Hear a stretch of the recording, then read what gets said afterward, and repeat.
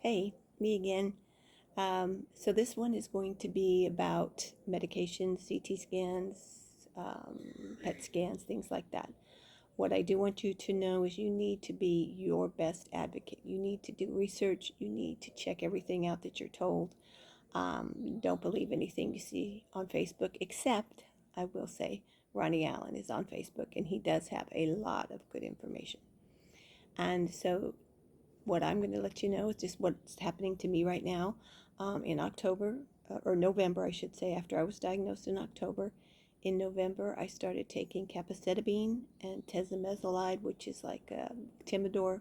It's called the Cap-Tim treatment, and it was pretty heavy duty. I was at almost the top of the milligrams to take per day, and it worked to shrink a lot of the tumors that were in my liver.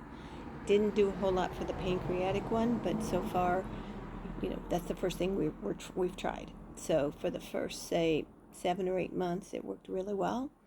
And then it kind of plateaued and kind of started looking like it was going downhill. So we decided to switch to a medication called Sutent, which now is in a generic form called Sunitinib, I believe. And it is, of course, cheaper than the Sutent.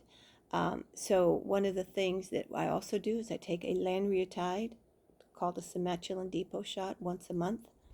And so right now that's all I'm doing. We got off the Cap-Tem.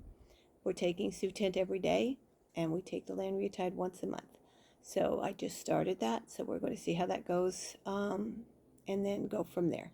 I'm also signed up for a trial. I put my paperwork in, I should say, for a phase 2 trial for something called an alpha emitter, PRRT, and it is a targeted IV therapy that goes just to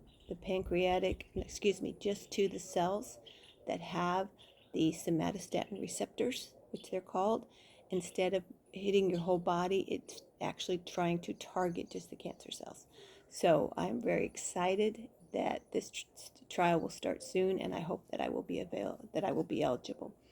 If not, I will probably go to the beta version of PRRT, which is effective, but I don't think it's as much as alpha. Anyway, so that's kind of my medication list. Also, I do take on Zofran, the generic Zofran, promethazine for nausea. Don't get it a lot. I've been very fortunate. The Cap-Tem that I take was all pills. I have not had to go in for IV treatments except for a thing called Zometa to strengthen my bones. So it has been not real difficult for me to do at this point.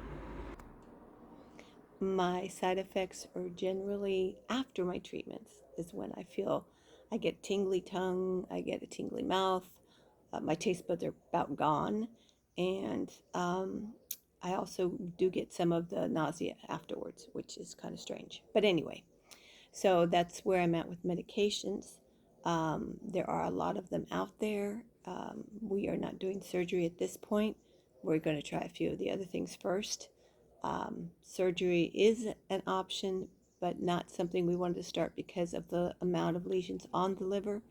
And so we'll see how it goes from there. There are so many different views, surgery, no surgery. My cancer is in the tail of the pancreas, so it's a little bit better than if it was at the head as far as not having to do the Whipple surgery. Again, this is not a detailed medical video. It is one to give you support, to let you know that you can do this, that you just need to take it one day at a time. You can't think 6 months down the road.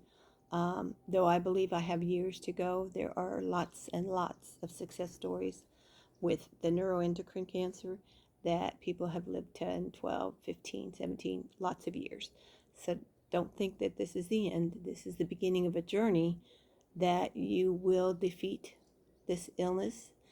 They say they want you to be progression free because it's supposed to be non-curative. But I have been praying, and I am a person of faith, and I believe that mine will end up being cancer free. So that is my goal.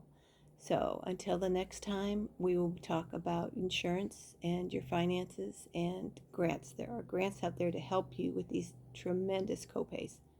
Till next time, bye bye.